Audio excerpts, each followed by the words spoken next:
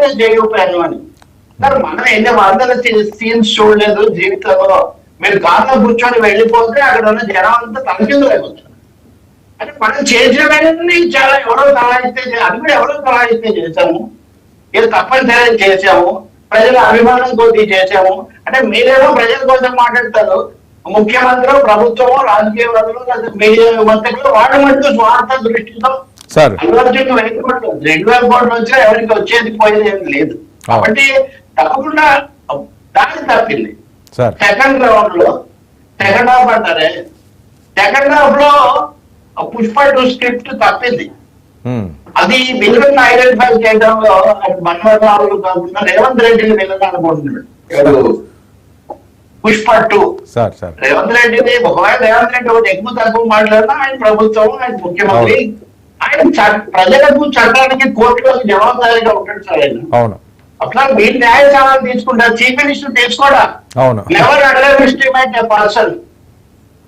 ఇది great fame name and fame లో మనుషులు ఎప్పుడు తక్కువచ్చిన వ్యక్తి. మీరు మాట్లాడుతున్నారంటే మీకున్న ఇన్పుట్స్ తో, మీకున్న జాగ్రత్తతో మీరు మాట్లాడతారు, నేను మాట్లాడతాను, చూసేవాళ్ళు వాళ్ళకు కూడా విచక్షణతో చూస్తారు.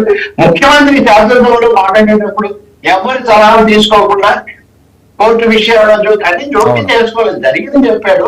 ఇంకోటి ఆయన ముఖ్య అధికారాన్ని బట్టి ఒక అంశం కూడా ఇక మీద మేము బెనిఫిట్ షో అనుమతించాము, ఇక మీద మేము ఇట్లాంటి రేట్లు ఇండస్ట్రీ పడుతుందండి పెద్ద సినిమాలకి. ఇండస్ట్రీ ఆలోచించుకొని ఉండాల్సింది. ఈ ఇలాంటి నేపథ్యంలో ఇండస్ట్రీ మోహన్ బాబు విషయంలో అంటే మౌనం వహించాలంటే ఏదో ఇబ్బందికరమైన పరిస్థితులు అని అనుకోవచ్చు. ఈ విషయంలో ఎందుకంటే ఇండస్ట్రీ మౌనంగా ఉండాలి. ఎందుకంటే ఇండస్ట్రీ కూడా అంటే మీరు ముఖ్యమంత్రులు మీకు నచ్చితే బలపరుస్తారు, నచ్చకపోతే బలపరచరా. ఇప్పుడు మీకు జగన్ రేవంత్ రెడ్డి మీకు నచ్చలేదు అనుకుందాం, ఉదాహరణకు కారణం ఏదైనా, లేదు చంద్రబాబు మీకు నచ్చలేదు అనుకుందాం. రామారావు గారు ఎవరో ఏదో సార్ విశ్వవిఖ్యాత నట సార్వభౌములు శ్రామ్ సిస్టమ్ తెచ్చినప్పుడు కూడా ఇండస్ట్రీ ఒకటిగా స్పందించలేదు. రామారావు గారిని సన్మానం చేయడానికి మొదటిసారి సన్మానం చేయలేదు రామారావు గారిని.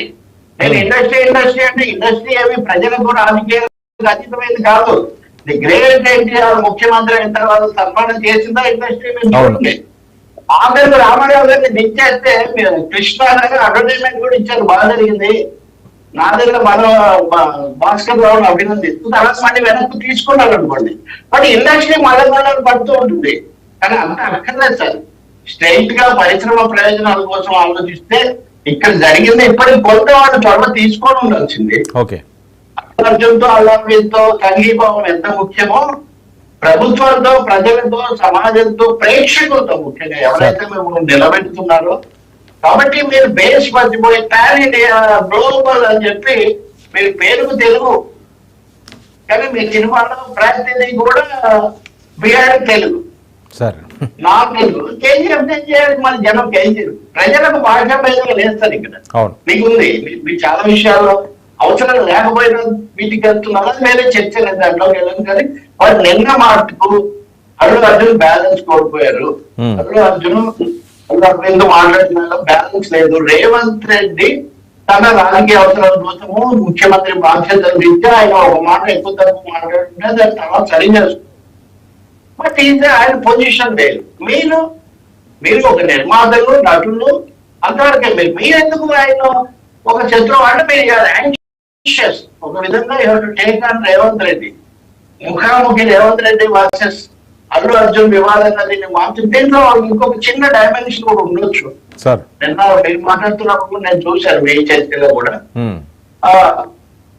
హిందూ మతం కూడా తెస్తారా? ఇప్పటి వరకు నేను చాలా సమయం ఇప్పుడు మతాన్ని కూడా దీంట్లో తీసుకొని వస్తారా? ఏ మతానికి చెందిన వాళ్ళైనా అద్భుత దిన వచ్చి ఒక ఎమ్మెల్యే సభలో సీనియర్ ఎమ్మెల్యే కూడా సభలో ఆయన అడిగిన దానికి రేవంత్ రెడ్డి జవాబు చెప్పాడు. అల్లు అర్జున్ వీళ్ళ ద్వారా ఎన్డీఏకు వీళ్ళకు దగ్గరగా ఉన్నారు కాబట్టి రేవంత్ రెడ్డి ఇలా మాట్లాడుతున్నారని అర్ణబ్ గోస్వామి వాదనకి. అర్ణబ్ గోస్వామి రేవంత్ నుంచి ఇదే మాట్లాడుతున్నాడు. ఆయన రేవంత్ రెడ్డి ఏదో ఘోరమైన అపరాధం చేసినట్టు అలా మాట్లాడుండకూడదు.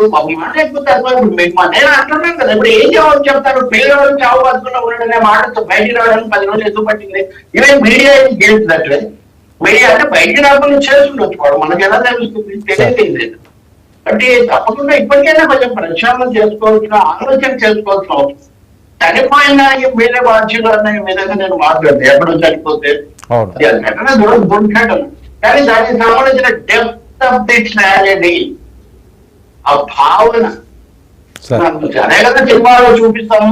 అసలు సినిమాలో హీరో ఏం చేస్తాడు వర్మ? ఒకసారి మన ప్రజలు కూడా సినిమాకు జీవితానికి తేడా తెలుసుకోవడం కోసం చెప్తున్నాను. ఇలాంటి సినిమాలు అల్లు అర్జునే ఉంటాయి, పుష్ప 2 సినిమాలు ఉంటాయి, వెయ్యి వెళ్ళి అక్కడ దూకుతాడు కదా. అవును. అక్కడ కాబట్టి అసలు ఎక్కడెక్కడ యాక్సిడెంట్ జరుగుతుందో, హీరో ఎక్కడి నుంచి అవుతాడో, ఆ పిల్లలు ఎలా జరిగిందో కూడా మనకు తెలియదు. గ్రాఫిక్స్ తోనో ఎఫెక్ట్స్ తోనో ఏదో చేస్తారు. కానీ ఇక్కడ మీరున్న చోట మీ సినిమా మొదటి రోజు ఇది జరిగితే ఆ తర్వాత మీరు స్పందించడానికి ఒక రోజు తీసుకున్నారు, ఆ తర్వాత సగమే స్పందించారు. ఆ స్పందనలో అందించిన సహాయానికి కూడా ఇప్పుడు షరతులు వర్తిస్తాయంటున్నారు. ఇవన్నీ చర్చించరా? రోజుకు మనకు ఏం లేదు. ఇట్స్ సోషల్ ఇష్యూగా వచ్చింది కాబట్టి హ్యూమన్ యాంగిల్ కూడా ఇక్కడ ముందుకు వచ్చింది కాబట్టి ఇవన్నీ మాట్లాడాల్సి వస్తుంది. ఇప్పటికైతే నా ఉద్దేశంలో పరిశ్రమను చొరవ తీసుకునివ్వండి. మొన్ననే దిగుదాల్ గారు ఫిలిం డెవలప్మెంట్ దీనికి కూడా ఆయన అధ్యక్షులుగా ఉన్నారు. అలాంటి వాళ్ళు ఎవరైనా చొరవ తీసుకొని దీన్ని ఒక సరైన వైఖరి తీసుకోవాలి. పరిశ్రమ కోసం 15 సార్లు చిరంజీవి నా కరోనాలో విరాళాలు వసూలు చేసి మరి ఇచ్చాడు కదా పరిశ్రమలో వాళ్ళకు. లేదా రామారావు గారు